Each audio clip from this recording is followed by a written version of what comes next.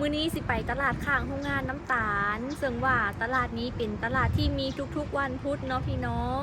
ไปเบิ่งน้ำกันว่ามื้อนี้น้องโตเกียวสิได้หยังเนาะมาสู่แม่ว่ากินแรงพี่น้อง ขี่ซีขี่กระบองดังไฟพี่น้องนี่ก็หลายขนาดเลย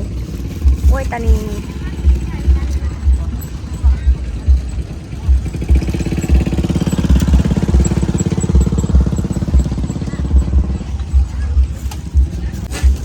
ผักโขม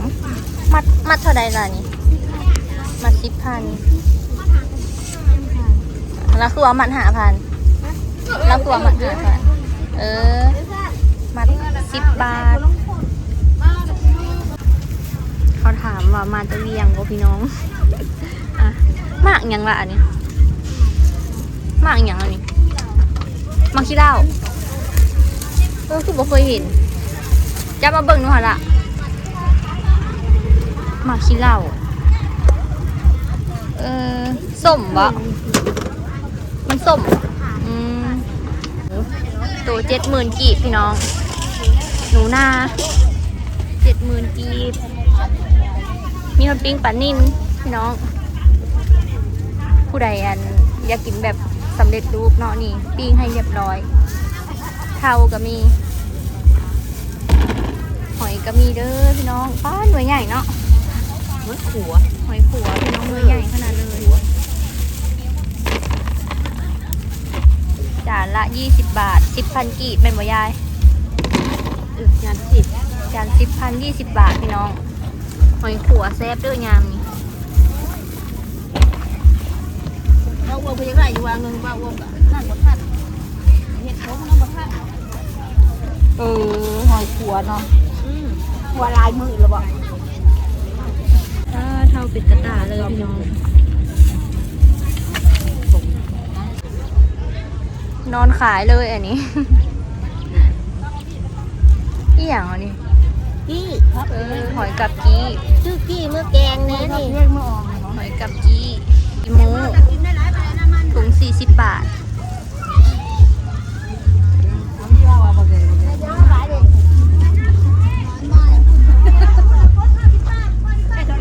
เกิดเหตุมีคนเป็นลมพี่น้อง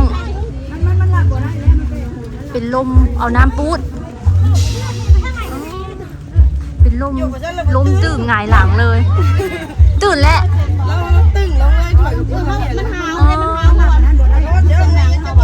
หาวนอนแล้วล้มหงายหลังเลยพื้นเหรอบ่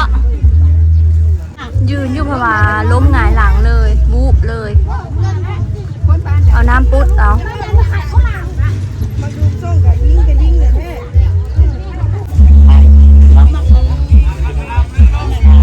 ปลาขอรู้ว่าไหนโอ้ปลาดุก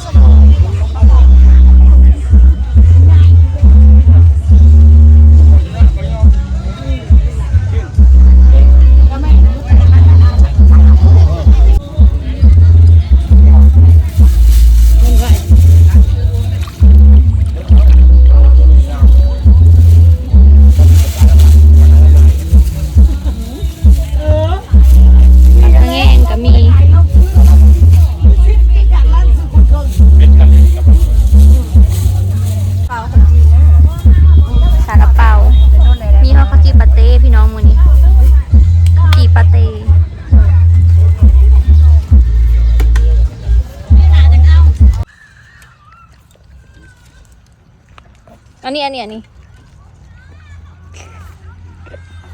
นี้เปากินนู้นครับอันนี้อ่ะฮะมื้อนี้ได้เมนูพันปลาขอเด้อมาสู่แม่กินแล้วก็ได้หอยแครงนำพี่น้องมาครึ่งกิโลเนาะนี่เมนูกินแรงเฮามื้อนี้สบายดีพี่น้องมื้อนี้ก็ไปตลาดมาเนาะได้ปลาขอมา3 โตพี่น้อง9 ขีดแล้วก็เผาโต1นี่พันสู่แม่เพิ่นกินแล้วก็ได้หอยแครงนี่ครึ่งโลนี่90 บาทพี่น้อง 60,000 กีบป้าแพงขนาดหอยแครงพี่น้องแต่ว่ามันหน่วยใหญ่เนาะ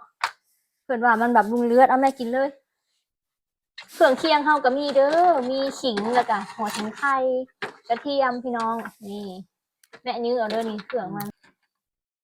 เผาปลาคอแซ่บๆมาเด้อพี่น้องที่ลาวที่ไทยที่ต่างประเทศมากินเผาปลาคอนั่นแหละว่า แม่ว่าก็ย่างๆบ่สะดวกพี่น้องเลยหาก็กินยาได้2-3 มื้อเนาะแม่กินแล้วน้ำใบเตยค่ะ คือแล้ว กินแล้วเนาะยื้อได้อยู่บ่แม่เอาพันเลย พันปลาข้อพี่น้องวันนี้นะปลาข้อกะโลหนึ่ง80,000 กีบพี่น้องประมาณ100 กว่าบาทเนาะ 2 โตแล้ว 2 ตัวบะ2 ตัวเพิ่นเอาออกตัวหนึ่งแม่นแหละใส่3 ตัวผัดมันอันเกินโล ก็เลยเอาออกตัวหนึ่งแล้วได้9 ขีดพี่น้องเลยแม่ซีเบิ่งหอยแครงนี่ว่าสิลวกแบบสำลาค่ะว่าแม่ซุปเพิ่นว่าลวกสำลามันจึงบำรุงเลือดว่ะนี่พี่น้องหน่วยใหญ่คักหอยแครงจ้ะหน่วยบ่แม่หอยแครง นัว ซีมาก่อนเด้อพี่น้องตัวใหญ่คักโลหนึ่งเพิ่นขายกะ120,000 กีบนัวอยู่แม่ถึงบ่เครื่องมัน วิ นี่ เอา เอา วิเอาขยับอะไรยับ เครื่องถึงอยู่บ่เครื่องมันเนี่ยเพิ่นยื้อยากไม่ว่า เนื้อยากมันแอวก็ยังบ่สะดวกปานใด เลี้ยงคนแก่ซ้ำเดียวกับเลี้ยงเด็กน้อยนะพี่น้อง ไม่ว่านะคือเด็กน้อยนี่เฒ่าแล้วเป็นเด็กน้อยเพิ่นว่าทำไมเนาะแขวกับบ่มีเพิ่นว่า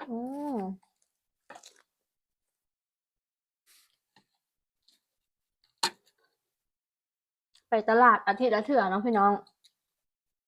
ส่วนหลายสิไปตลาดกันแฮะตลาดข้างโรงงานนี่แหละที่เฮาไปทำไมเนาะอาทิตย์ละเทื่อไปตลาดเซโนบ่ค่อยได้ไปแล้วพี่น้องเลย พูดแต่ไม่ไปแล้ว แม่นมีทุกวันพุธอันนี้คือใส่อั่ว48,000 กีบพี่น้องส่วนหลายคนหลายช่วงอันเขาเจ้าเลิกงานเนาะ4-5 โมงแรงเลยพี่น้องเฮาไป11-12 โมงเนาะเฮาไป11-12 โมงแบบคนทั่วไปเขาเจ้าไปนะพี่น้องของแบบอาหารบ้านๆเพิ่นก็สิหลายไปซ่า4-5 โมงนี่มันเบิด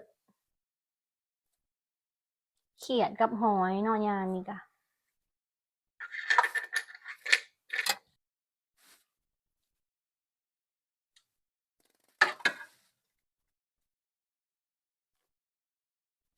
ขิงปลูกเองตะไคร้ปลูกเองพี่น้องพริกปลูกเองพริกกินอยู่สวนแซ่บอยู่บ่แม่เป็นจังได๋แซ่บเนาะ คะแนน100เลย พี่น้อง แซ่บมื้อนี้ คะแนน100พักก็ล้างสะอาดเรียบร้อยเด้อพี่น้องล้างน้ำก่อนน้ำหนึ่งแล้วก็ไปใส่เบกกิ้งโซดาล้างออกแล้วก็ล้างน้ำเปล่าอีกน้ำหนึ่งพอดีเป็น3 น้ำล้างให้สะอาดเพราะว่าผักสดน่ะมันอาจจะมีไข่พยาธิเนาะเฮาก็ล้างให้มันสะอาดพี่น้องสมัยตะกี้บ่ได้ฮู้จักเบกกิ้งโซดาก็ใส่น้ำเกลือได้ไหมเนาะ นี่พักใส่น้ำเกลือแล้ว แต่ว่าเบกกิ้งโซดามันสิสะอาดกว่ามันสิแบบเวลาเฮาล้างแล้วมันสิเอียดๆแบบเฮาจับเบิ่งอะมันเป็นแบบฝืดๆนะคือมันสะอาดนะพี่น้องว่าเผ็ดเป็นพริกขี้หนูหน่วยเดียวเผ็ดขนาดเผ็ดแต่ว่าแซ่บพริกขี้หนูมันหอมเล็กพริกขี้หนูเพิ่นว่าเสียงงัวฮ้องอยู่ไสน้อ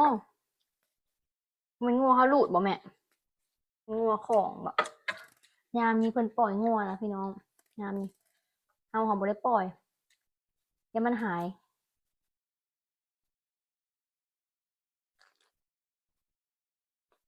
อันใดพ่อซอยลูกได้ก็ซอย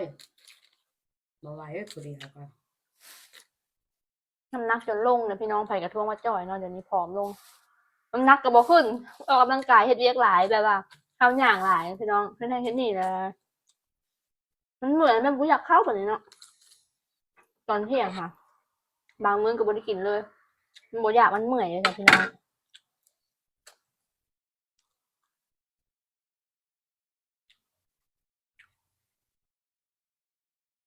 เอาอยู่บ่แม่แฟน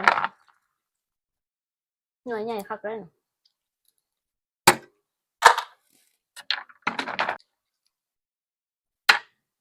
นี่ค่ะนะ วานนี้ วันเนาะ คือบ่ซื้อปลาขอมาเผาบ่อ้าย แซ่บเนาะแม่เนาะเผาปลาคอมันหวานปลานิ่นก็แซ่บคือกัน ปลาข้อมันแซ่บกว่าปลานิ่นแซ่บกับผู้มัก แบบว่ามันบ่มันนะแม่เนาะแต่มันเนื้อหวานนะพี่น้องเนื้อมันแน่นนะแม่เนาะเนื้อมันแน่นครับหวานครับ คือคงกินเยอะอยากคือคงมื้อนี้แล้ว อืม เต็มมองเอามา อยู่กับตัวเกียวคงไปรอดเวียกจักสิเบิ่งมั่วจักสิฮดพักจักสินึ่งข้าว ล้างถ้วยจักสี ล้าง หนึ่ง ถ้วย ข้าว กิน เบิ่งแม่ ต้มน้ำร้อนให้แม่ต้มใบเตยกับใบม่อนรสน้ำตาล รออยู่แต่มันเมื่อยพี่น้องเลยเมื่อยแบบจิ้นหนังบ่โป่งเลยอะค่ะที่เว้ากันเนาะผอมลงเลยอ่ะ รสอยู่แล้วหอมเมื่อย บ่แมันเฮ็ดเวียกหลายบ่เป็นบินนะแม่มื้อนะฮะแบบรู้สึกเวียนหัวพี่น้องเขาย่างหลายมันย่างออก แม่ ย่าง ก็ เข้า ให้ เฮ็ดอยู่ ไข่ กิน ไว้ทอนพอได้โวยตะเกียวมันนี่ก็ได้ปิ้งปลาซอยตะเกียว ตุกเกี่ยวข้าวเวียกพี่น้องเอ้ยเวียกหลายแล่นพุ่นแล่นพี่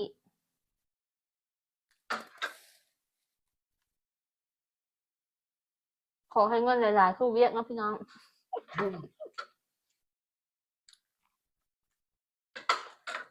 เงินคำก็ให้หลายคือเวียกเด้อ สาธุ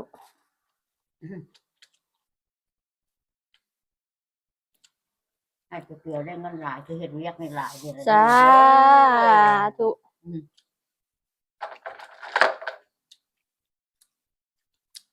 เพิ่นว่าเบิ่งพ่อเบิ่งแม่บ่มีวันตกต่ำเนาะพี่น้อง อันใดบ่พอได้ก็ได้เพิ่นว่า